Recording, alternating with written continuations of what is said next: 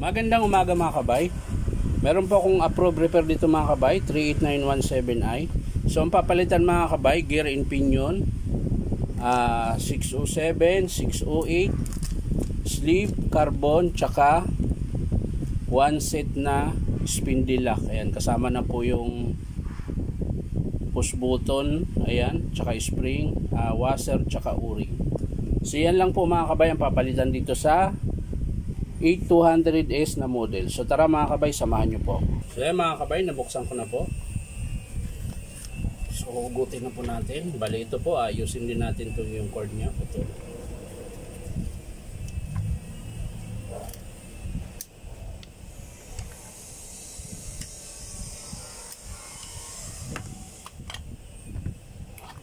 So yan mga kabay. Ito po yung papalitan natin. Pero bago yan mga kabay, ito yung pinion. Kasi ito yung mahirap, ipapress pa ito mga kabay.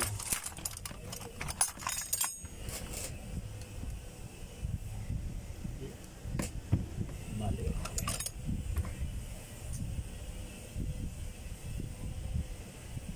Yan.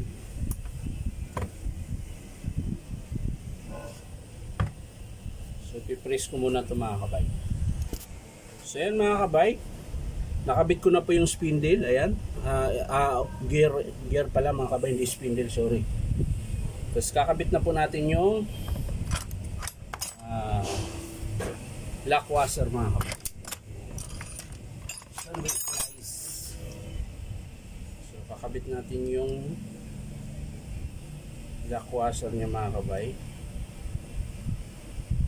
Ayan.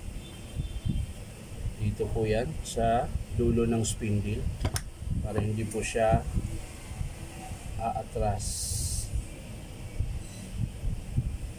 Ayan. Ito natin mga kabay. Ayan. So yan na po siya mga kabay. Ayan. Tapos ang next mga kabay,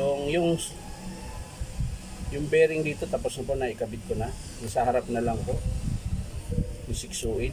Ayan. Tapos pinion. Ayan.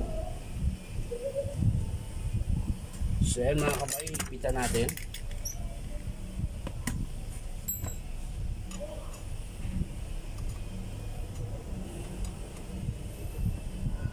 Ayan. Tapos next, ayun. Yung cord pala mga kabayan, bali puputuloy na lang natin, tapos kapit natin ito. So yan mga kabay, naayos ko na po yung wiring nya.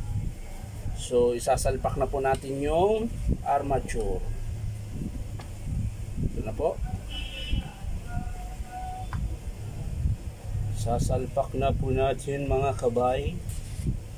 Tapos yung gearbox.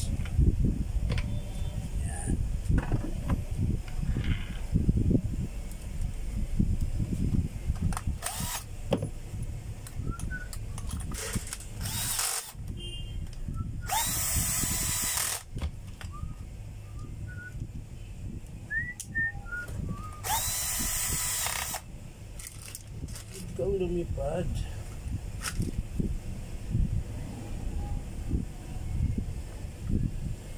Tapos ng gearbox mga kabay, gagawasan natin. Ayan, para dumulas mga kabay. So yan mga kabay, okay na po yan. Lagyan na lang natin ng grasa.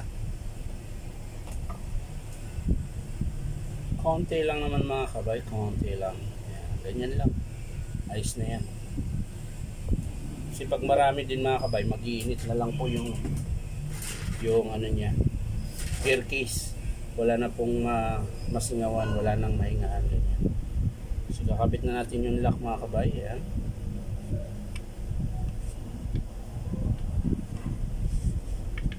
Yun, magana na siya. Tapos syempre yung takip. Nakabit natin yung takip mga kabay.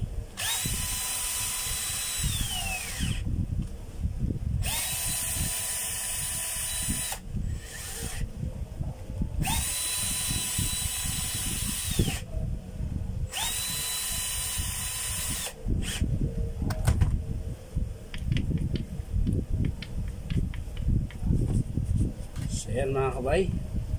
So yan na mga kabay, kakabit ko na po yung carbon. Ayan. Ikakabit na po natin yung carbon. Ayan. So yan na mga kabay, nakabit ko na yung carbon. So isasara na po natin. So yan, isasara na lang natin mga kabay. Sarado na natin.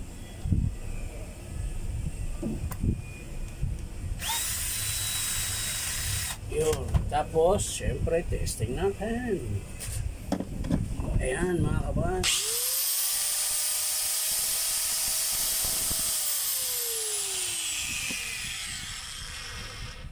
So, ayan, mga kabay, okay na po. Ang pinalitan lang po natin is gear pinion. Tapos bearing 608, 607, tapos slave, tsaka carbon. So yan lang po mga kabay, at syempre huwag niyo pong kalimutan mag-subscribe sa aking YouTube account na Inom Tabay. At syempre pakiclick na rin ang notification bell para lagi kayong update sa mga lahat ng video ko. So maraming salamat mga kabay. Bye bye.